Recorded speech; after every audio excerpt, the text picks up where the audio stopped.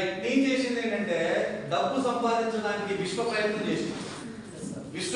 చేసిన ice cream parlour పెట్టినా, beauty parlour పెట్టినా, కర్రీస్ పాయింట్ పెట్టినా, బేకరీ పెట్టినా, మొబైల్ షాప్ నడిపించిన, ఇవన్నీ నడిపించిన డబ్బు సంపాదించాలి. డబ్బు ఎందుకు సంపాదించలేదు సార్ అంటే అనుభవం లేని ప్రయత్నం అప్పుల పాలు చేసింది.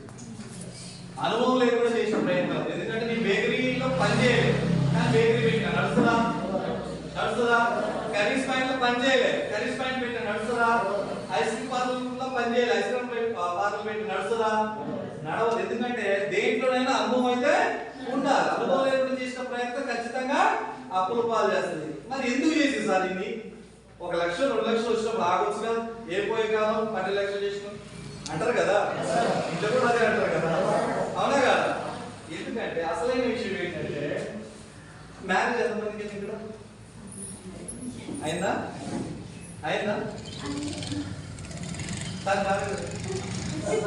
బ్లూ టీ షర్ట్ అమ్మాయి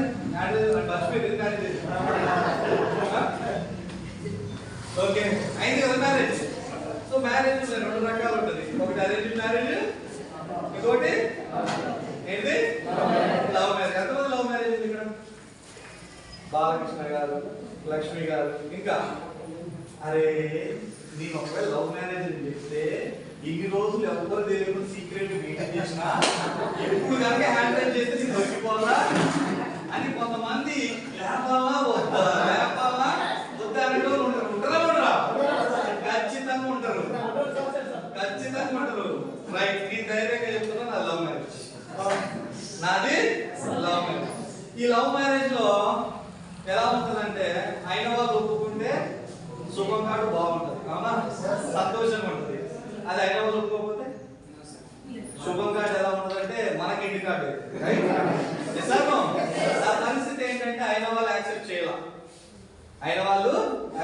అమ్మ నాన్న అత్త మామ ఎవరు కూడా యాక్సెప్ట్ చేయాలి. మరి అటువంటి సిచ్యువేషన్స్ లో ఎందుకు యాక్సెప్ట్ చేయలేదంటే ఇటు పక్కనే మా అమ్మ నాయన ఇద్దరికి ఒక కారణం. ఎందుకు? సరే మా అమ్మ ఏమే అనుకోండి, ఈమె అన్న కూతురు ఉంది, ఆమె చేసుకోమని చెప్పి నేను చేసుకోవాలి. ఆయన మా నాన్న అనుకోండి, ఆయన వాళ్ళ అక్క కూతురు ఉంది, చేసుకోవాలి. వీళ్ళిద్దరిని కాకుండా వాళ్ళ కూతురు నేను చేసుకున్నాను అనుకోండి. ఇప్పుడు పరిస్థితి కోపం ఉంటుందా? ఇది మా తరపు నుంచి. మరి అటుపక్క ఏంటంటే వాళ్ళు కొంచెం బలిసినది అంటే కొంచెం డబ్బు. సో మరి అటువంటి వ్యక్తులకు ఏమనుంటది? డబ్బున్నోడు చేసుకుంటే ఏ ప్రాబ్లం లేదు. మరి మా నాన్న కూలి పని చేస్తాడు, ఇటుకు పని చేస్తాడు, వ్యవసాయం చేస్తాడు. మరి అటువంటి వ్యక్తి యొక్క కొడుకుని చేసుకుంటే ఎటువంటి వాళ్ళు యాక్సెప్ట్ చేస్తారా? సో అది యాక్సెప్ట్ చేయకపోగా చివరికి అన్న మాట ఏంటంటే చేసుకుంటే డబ్బున్నోడి చేసుకుంటే బాగుండేది కదా అంటారా? అంటే చేసుకున్నావు కానీ డబ్బున్నోడి చేసుకుంటే బాగుండదు కదా, పోయి వాడిని చేసుకున్నావు అంటారా అన్నా?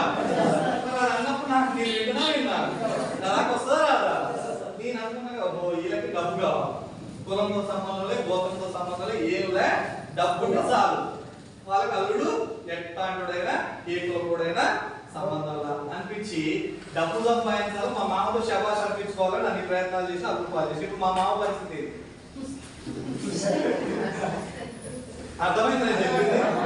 ఎందుకు సార్ అన్ని ప్రయత్నాలు చేసిందంటే ఇది కాకపోతే అది కాకపోతే డబ్బు సంపాదించాలా, మా మామ మా అల్లుడు డబ్బులు బాగా సంపాదించాలా శబాష్ అని అనాలి. కాబట్టి ఇప్పుడు ఏమైంది? ఇప్పుడు పరిస్థితి ఏంటి చెప్పండి? పోయి అన్ని తీసుకుని పాల్గొంచుకో అంటారు, అవునా కదా? సో అటువంటి సిచ్యువేషన్స్ లో నిజంగా చెప్తున్నా దిక్కు తోచని పరిస్థితి. అయిన వాళ్ళు అందించిన లేరు, నేను ఉన్నా అని చెప్పి సపోర్ట్ చేసిన ఫ్రెండ్స్ లేరు. ఒకటి మేము అనుకున్నాం, నాకు నువ్వు నీకు నేను మన 2 పిల్లలు ఉంటేనేమో ఇట్లనే గడిస్తేనేమో ఉందాం, లేకపోతే పోదాం అనే సిచ్యువేషన్ లో 2-3 సార్లు కూడా కొంచెం అక్కడ దాకా వెళ్ళిపోయి రావడం కూడా జరిగింది. అర్థం అక్కడ దాకా అంటే తెలుసు కదా, అక్కడ దాకా వెళ్ళి రావడం జరిగింది. కానీ దేవుడు అంట అదృష్టాన్ని పంపిస్తాడు మన ఇంటికి. నా ఇంటికి కూడా 2015లో వెస్టేజ్ అవకాశాన్ని నా ఇంటికి పంపించింది. అప్పుడు నాకు జస్ట్ 2 లక్షలు 3 లక్షలు అప్పు ఉంటుంది అంతే. కానీ అప్పుడు నేను మొబైల్ షాప్ నడిపించుకొని నెలకు 20,000 వచ్చేది. అటువంటి టైంలో ఈ వెస్టేజ్ చెప్పింది ఎవరంటే నాకంటే చిన్న అమ్మాయి, అంటే చిన్న అమ్మాయికి 10 సంవత్సరాలు చిన్న, 10th క్లాస్ చదువుతుంది. మా మదర్ చెప్పింది, మా అన్నయ్య గవర్నమెంట్ చెప్తున్నారు. సో వాళ్ళిద్దరు వచ్చి తమ్ముడు మీకు మంచిగా నెట్వర్క్ ఉంది కదా, మాట్లాడగలుగుతారు,